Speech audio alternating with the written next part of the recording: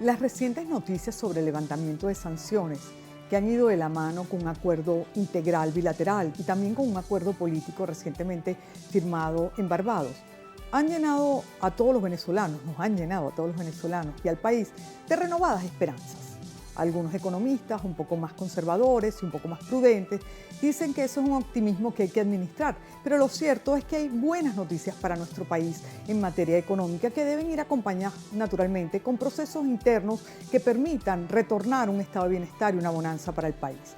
Sobre el crédito bancario, sobre algunas medidas económicas que se deberían tomar y muchas otras informaciones como la deuda pública, las vamos a abordar esta noche con el doctor Pedro Palma, a quien hemos tenido en otras ocasiones con nosotros y quien de una manera pedagógica y muy sencilla siempre da unas explicaciones que a todos los venezolanos nos sirven muchísimo. Así que los invito a que me acompañen esta noche.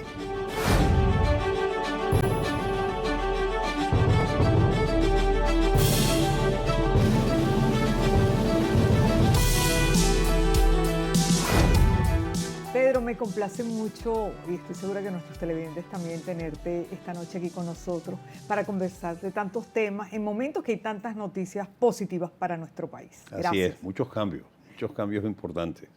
Y el primero de ellos es el levantamiento de sanciones a la industria petrolera y, bueno, y a la banca, al menos teóricamente, ¿no? Pero esos levantamientos de sanciones tienen que venir también con un trabajo interno y un cambio en la manera de accionar y de manejar la economía internamente. Bueno, sin duda alguna, uno digamos, de las sanciones más importantes que estaban impuestas desde el año 2019 para acá, eran las sanciones sobre PDVSA. A PDVSA se le cerró completamente el acceso al principal mercado del petróleo venezolano, que eran los Estados Unidos. Totalmente.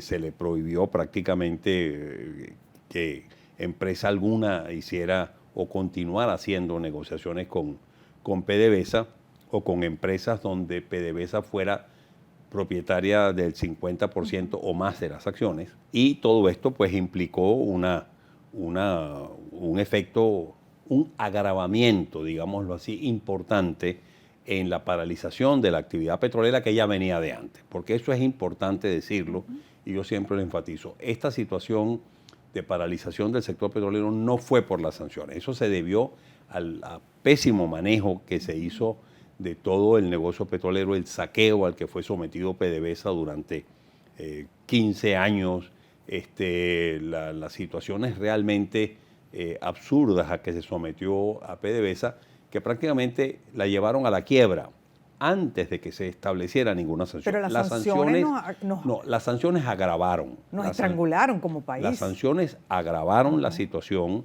dramática que ya venía de antes.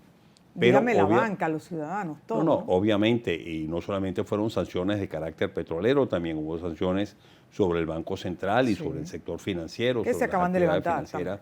En su conjunto, parcialmente. Por lo tanto, el hecho de que se hayan levantado las sanciones, producto de las negociaciones que había con los Estados Unidos en materia política, etcétera, etcétera, pero también debido a las dos guerras que acaban o que están en marcha, la guerra de Rusia en Ucrania, la invasión, producto de la invasión rusa en Ucrania, y ahora este problema en el Medio Oriente, de Israel con Hamas, etcétera, y los potenciales agravamientos del Hezbollah y otros países árabes que entren en el proceso, u otros países del Medio Oriente que entren en el proceso, adicionalmente a unas bajas reservas, de las reservas estratégicas que tienen bajos niveles de reservas estratégicas de petróleo en los Estados Unidos, llevó incuestionablemente o influyó para que los Estados Unidos flexibilizaran las sanciones. Esas sanciones se flexibilizaron teóricamente por 6 meses nada más y sujetos a que el gobierno venezolano avanzara en el proceso de permitir unas elecciones libres en el año 2024, de que se hicieran en el segundo semestre del 2024, de que fueran unas elecciones libres, que fueran unas elecciones con presencia de observadores internacionales, etcétera. Y eso es importante. Pero el levantamiento de las sanciones petroleras es que prácticamente se le permite a PDVSA ahora trabajar con cualquier empresa de cualquier parte del mundo, excepto las rusas. Y al Banco Central. Las rusas. Y al Banco Central recibir o ser receptor de los pagos que generen ese nuevo negocio petrolero que se desarrolle. El Banco Central y también el Banco de Venezuela. Es digamos. Que por delante entonces podemos tener 6 meses muy positivos para la economía venezolana si se toman las medidas y las correcciones o los correctivos adecuados. Mira, definitivamente va a haber una reacción positiva, incuestionablemente, pero tampoco debemos exagerar en cuanto al optimismo que va a generar en los próximos, o que se va a generar en los próximos 6 meses. ¿Por qué? ¿Por qué digo esto? Simplemente porque mira, la expansión, el incremento de la producción no es una cuestión automática, no es una cuestión de que mañana viene 5 compañías petroleras y una semana más tarde están produciendo cada una 100.000 barriles diarios. No es así de fácil. Esas empresas tienen que invertir, tienen que realizar inversiones importantes, tienen que hacer acuerdos para recibir los servicios, una serie de servicios conexos a sus actividades de producción, comercialización, almacenamiento, exportación, transporte del petróleo, etcétera, que no se hace de la noche a la mañana. Eso es una cuestión que toma tiempo y que cuesta mucho dinero. Esas inversiones son, en muchos casos, inversiones millonarias. Claro. Y muchas empresas, mira, están diciendo, oye, un momento, si este levantamiento de sanciones es solamente por 6 meses, bueno, ¿qué pasa si dentro de 6 meses se vuelven a imponer las sanciones? ¿Qué pasa si en las elecciones del año 2024 gana Trump y por lo tanto el presidente Trump vuelve nuevamente a imponer sanciones sobre Venezuela, de hecho marcha atrás en materia de sanciones a Venezuela? Todas son incógnitas. Sí, vivimos en un mundo de mucha incertidumbre y donde lo inimaginable puede ocurrir, porque como tú bien dices, hay 2 guerras más una crisis en África y pareciera que este es el único lugar del planeta que está tranquilo, el Caribe. En eso somos muy afortunados por lo menos.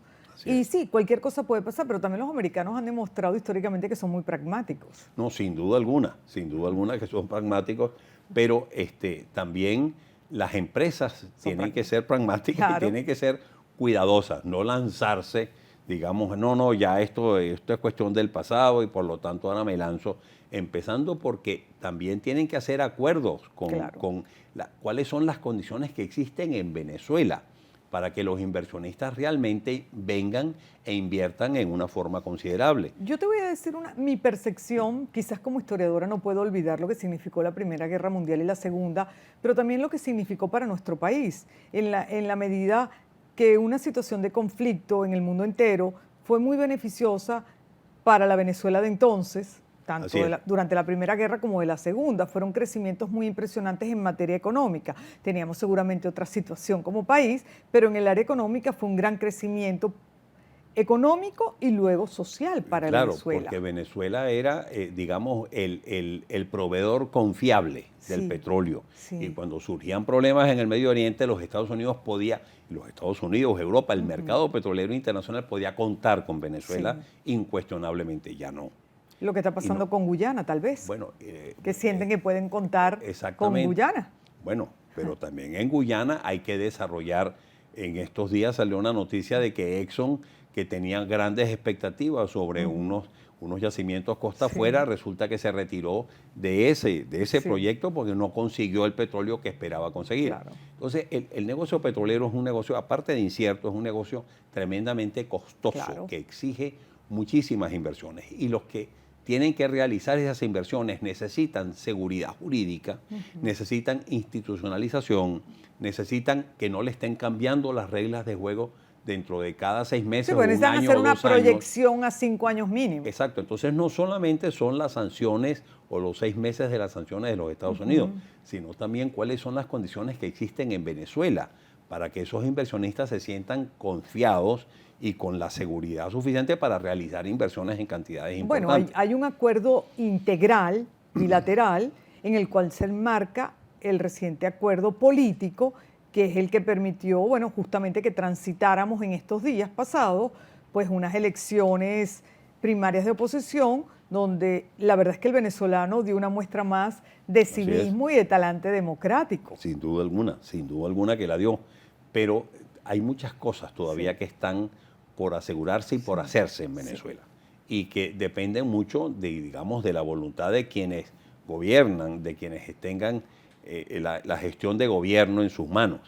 Porque, mira, existe seguridad jurídica en Venezuela, existen las instituciones en Venezuela que aseguren esa seguridad jurídica. Y mira, no, yo no creo que exista. Y eso son cuestiones que de pronto pueden afectar o pueden llevar a cautela de los inversionistas, decir, mira, hasta que las cosas no estén más claras, más permanentes, más seguras en Venezuela, mira, bueno, vamos a aprovechar este compás de espera que me dan, sin duda alguna, y eso va a traer buenas posibilidades. ¿Por qué? Porque le va a permitir, por ejemplo, que Repsol o Eni u otras empresas internacionales que hubiesen querido estar en Venezuela, pero que debido a las sanciones decían, no, mira, si yo me meto en Venezuela, inclusive empresas europeas, uno dice, bueno, pero ¿por qué las sanciones iban a afectar a las empresas europeas?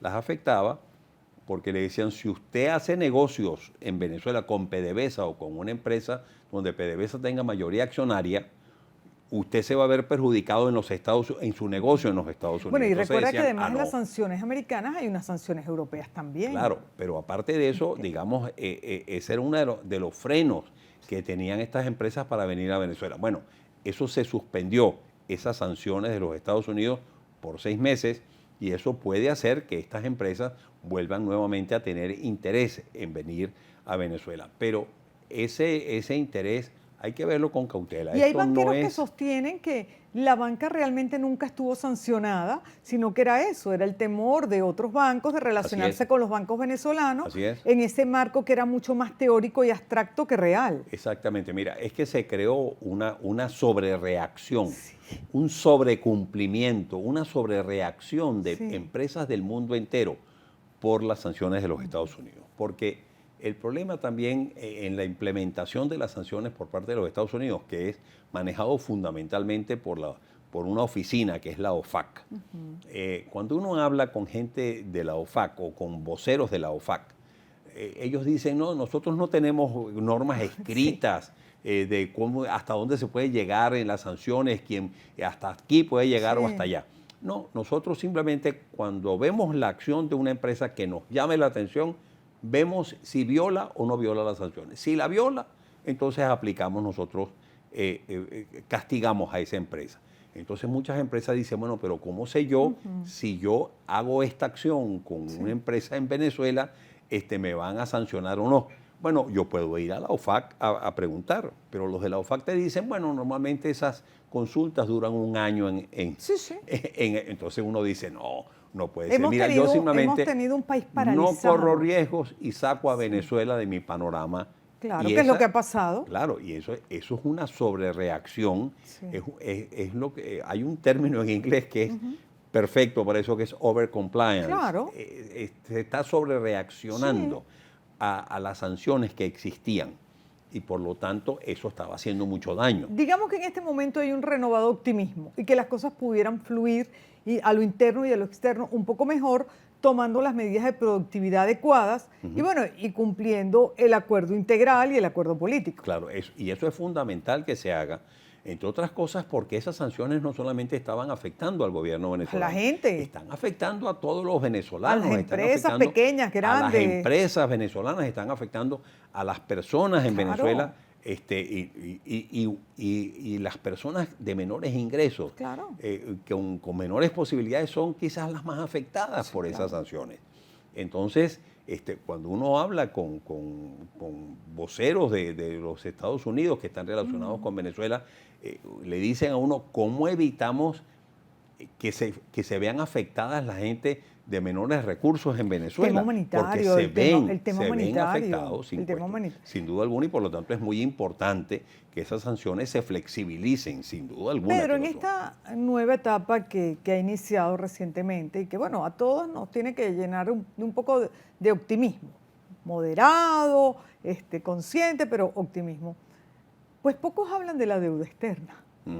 Y la deuda externa es un tema preocupante. Es un tema, sin duda alguna, muy preocupante. Es un tema, digamos, donde la deuda en bonos se está calculando más o menos en torno a los 60.000 millones de dólares. Pero la deuda total de Venezuela, la deuda externa total, hay cálculos que la llevan hasta 180.000 millones de dólares. Esos son unos niveles descomunales porque cuando normalmente uno, para ver el tamaño de una deuda de una economía, la compara. Bueno, ¿a cuánto equivale esa deuda del Producto Interno Bruto, de lo que se produce, de lo que produce un país?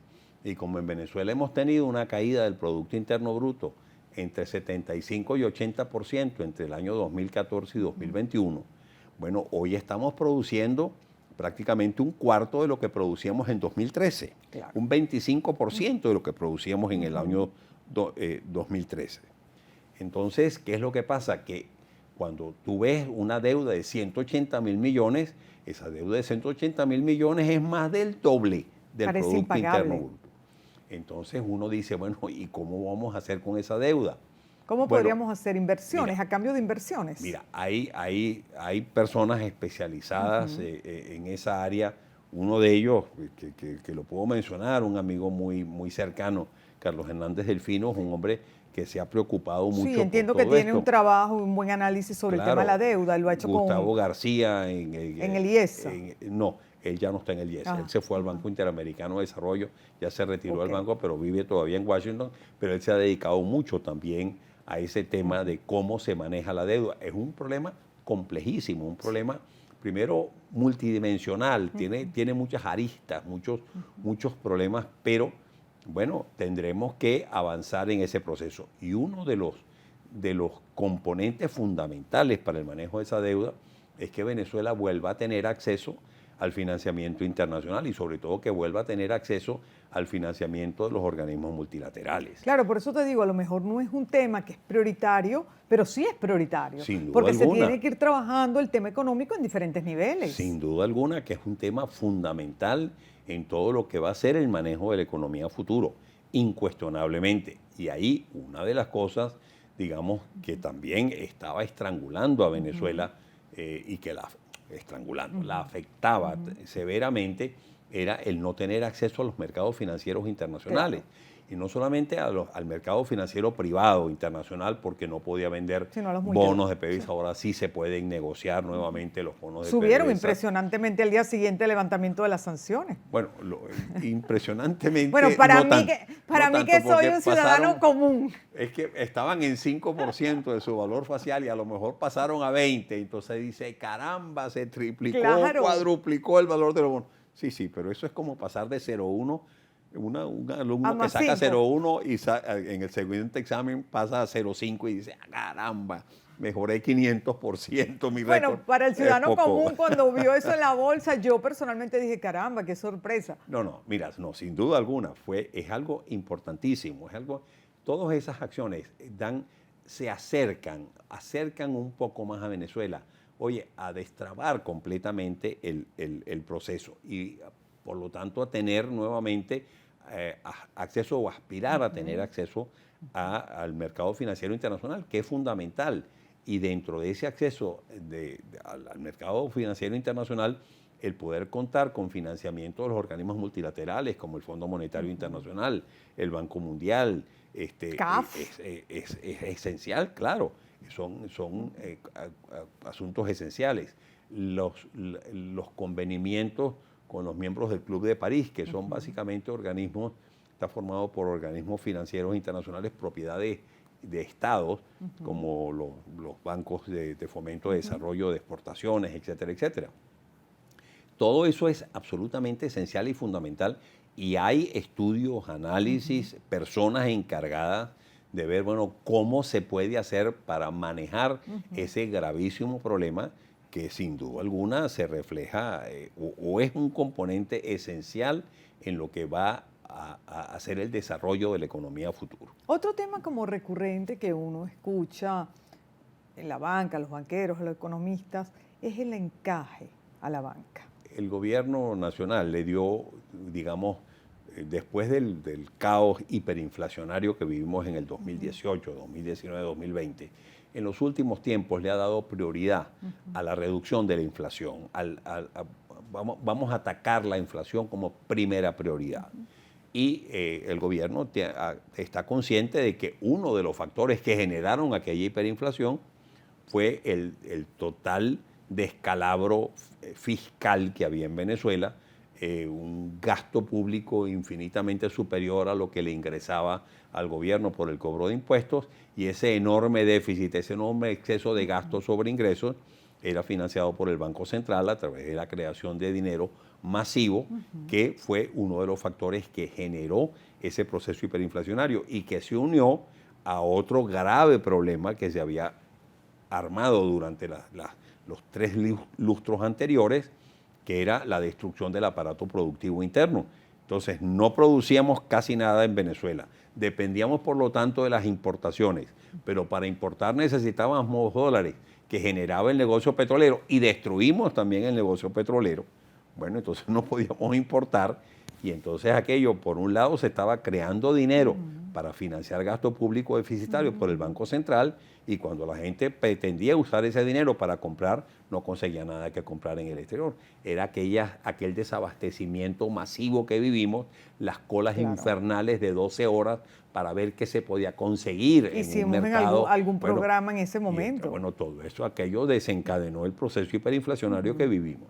Bueno, el gobierno le ha dado prioridad al control de ese proceso hiperinflacionario, y una de las cosas que ha hecho es tratar de reducir ese déficit y de reducir el financiamiento por parte del Banco Central de esa situación deficitaria. Eso lo ha hecho, pero también una de las cosas que ha hecho es hay que limitar la cantidad de dinero en poder del público, y una de las formas de limitarlo es poniéndole un encaje de 100%, que después lo redujeron a 73%, pero un encaje que acabó completamente con el financiamiento bancario en Venezuela, con el crédito bancario. A eso iba, el crédito. La gente necesita crédito. Claro, el mundo se mueve con crédito. No hay economía que se mueva sin crédito, y por lo tanto el crédito es algo absolutamente fundamental. Lo que pasa es que, claro, eso llevó a una minimización del sector bancario en Venezuela, y aún cuando tú hoy en día elimines ese encaje de 70 y tanto %, mira, la capacidad que tiene la banca de incrementar su actividad crediticia es limitada, es muy limitada, y ni remotamente eso va nuevamente a montar la actividad crediticia en los 12.000 millones de dólares que tenía en el año 2013, ni mucho menos. Bueno, no de manera inmediata. No de manera, claro, y es importante, la actividad crediticia de la banca ha venido en aumento, y eso es algo que, bueno, ha favorecido, ha habido una especie de un respiro, el comienzo de un movimiento en el sentido correcto, o en el sentido favorable o positivo, pero ni remotamente ha sido suficiente, y esa es una de las cosas que también hay que atacar en Venezuela. Pero si yo te dijera ahora, ¿cuáles son las 3 o 4 primeras cosas que tú harías si la economía de este país estuviera en este momento en tus manos? Bueno, mira, lo primero es institucionalizar al país. Este es un país que tiene que volver a un proceso de institucionalización, donde aquí haya una división de poderes, donde aquí haya un sistema judicial funcional que asegure, digamos, los derechos de quienes invierten, los derechos de quienes producen. Después iría a un proceso de reprivatización incuestionable de las empresas que fueron sustraídas al sector, que fueron nacionalizadas.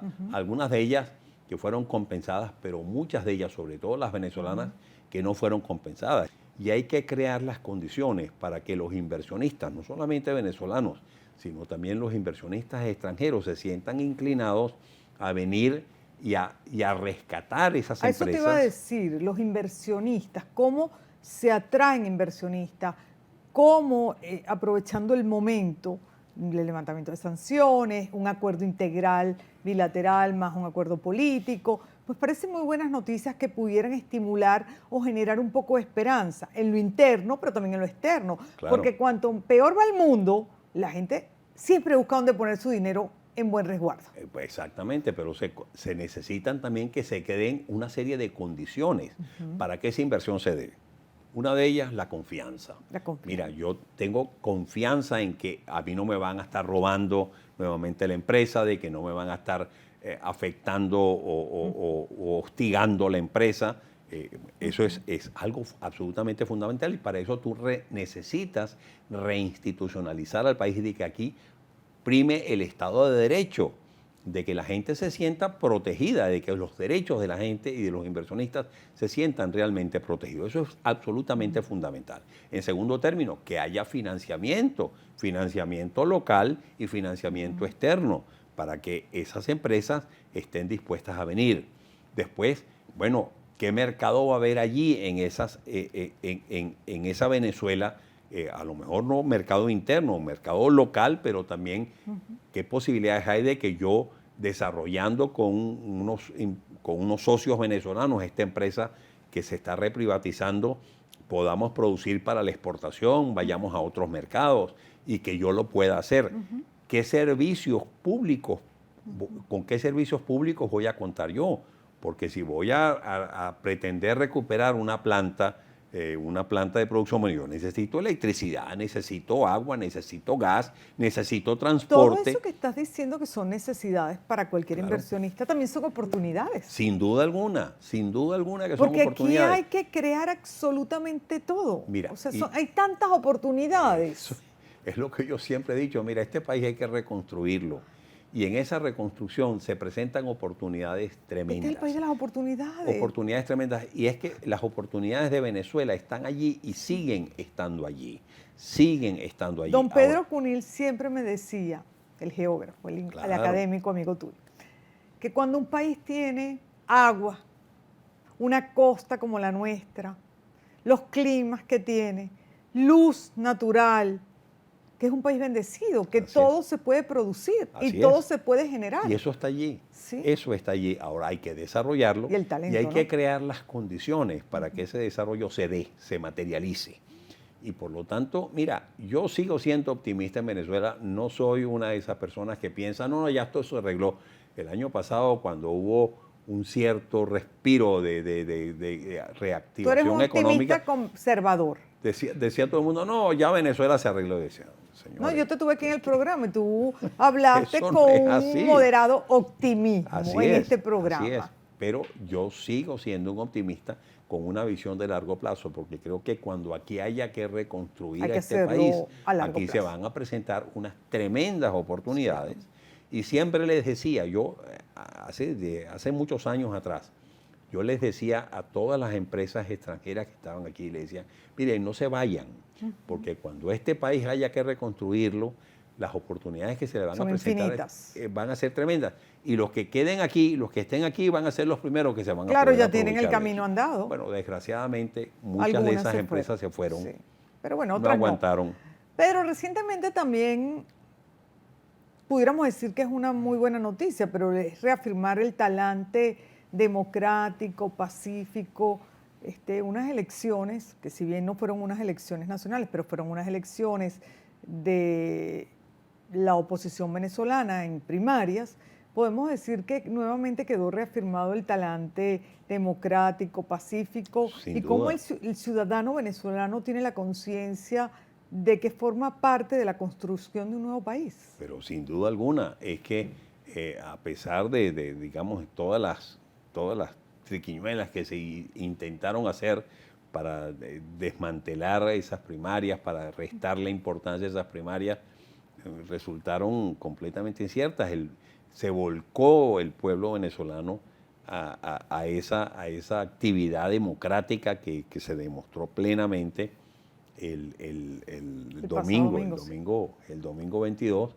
Bueno, y ahí están los resultados. Y eso. Entonces, lo que también te indica es que esperanzas para Venezuela, claro que hay esperanzas. Acuerdos, claro. Negociaciones, diálogos, palabras que a veces tienen un peso tan negativo, pero que son tan importantes. Sin duda alguna. Es que, mira, siempre que se hablaba, bueno, ya el diálogo de México, eso quedó en el pasado. Esa firma de ese acuerdo que se hizo el 17 de octubre pasado, eso no fue para nada. Y resulta que un día más tarde, el 18, se levantan las acciones petroleras. Claro, es un acuerdo integral. Hay que continuar, hay que perseverar en ese camino. Claro. Hay que negociar, no podemos bajar la guardia. Hay todavía muchísimas cosas por hacer, muchísimo camino que recorrer. Pero el país tiene un futuro brillante. Son pasos importantes que se están dando y por lo tanto son pasos que hay que apoyar y hay que darle, digamos, todo el apoyo y el impulso para que ese camino que hay que recorrer se recorra. Eso no es gratuito, eso no es fácil. Los ciudadanos construimos los países. Sin duda alguna que lo hacemos y estamos en un país bendecido, como decía, como decía Pedro Cunil, que es una persona tan sumamente agradable. Sí, cuando él se incorporó, me acuerdo, a la Academia de Ciencias Físicas y Matemáticas y Naturales, en su discurso de contestación, Arnoldo José Gabaldón le dijo que él era la contrapartida que había mandado Chile a Venezuela en pago por lo que había mandado Venezuela a Chile con Andrés Bello. Claro, es que don Pedro aportó tanto a nuestra geografía y a nuestra academia. Un hombre extraordinario y bueno, y un verdadero optimista de Venezuela, una persona que le dio a Venezuela y que creía en Venezuela. Yo volvería a publicar todos sus libros porque son un manual extraordinario para saber por dónde empezar también según las potencialidades geográficas de nuestro país. Otro chileno que vivió aquí fue la hija de Salvador Allende. Totalmente. Bueno, que ella decía que si no hubiera vivido en Venezuela en su exilio, a lo mejor ella no hubiera desarrollado su carrera literaria que ha desarrollado. Esos son los beneficios maravillosos de nuestro país. Claro. Gracias, Pedro. Como siempre, es una conversación que se hace muy corta. Así es. Media hora es insuficiente para tanto que hablar, pero bueno, en unos meses volvemos a hablar y evaluamos cómo vamos y qué se está haciendo por nuestro país. Cada vez más positivo. Cada vez vamos a estar más positivos. Muchísimas gracias. Gracias a ti. Amigos, muchísimas gracias por habernos acompañado durante esta conversación. Escuchar a Pedro siempre es escuchar a un hombre sabio que además ama el país y que sabe de qué habla, por supuesto, lo cual es muy gratificante. Hasta la próxima semana.